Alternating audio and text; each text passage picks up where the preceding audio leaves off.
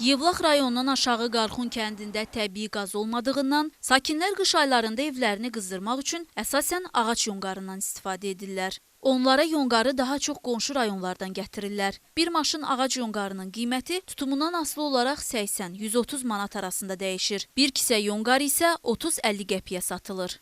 Biz özümüz şəxsən aprikadan istifadə edirik. Çünki oğlum şofördür, sürücüdür, odun doğramağa vaxtı yoxdur. Aprikadan rahat istifadə edirik. Vallahi qaz kimi yanır. Yevlağın Rüstəmli kəndinin sakinləri isə qışda odun və təzək yandırırlar. Sakinlər deyirlər ki, bəzən odun üçün həyətyanı sahələrdə yetişdirdikləri ağacları qırırlar. Əsasən isə kəndə odun qonşu rayonlardan gətirilir. Qaxdan, Çakatalardan, Kamazlarla odun gəlir. 65 manata, 70 manata bir sırasını alırıq.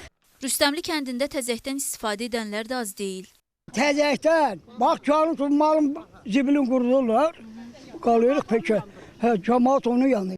Xatırladaq ki, Yevlaxda 2 qəsəbə, 46 kənd var. Həmin kəndlərdən 36-sına artıq təbii qaz verilib. Digər yaşayış məntəqələrinin qazlaşdırılması istiqamətində də işlər görülür. Elnar İbrahimova, Nərmin İbrahimova, Cahid Baxşəliyev, Yevlax.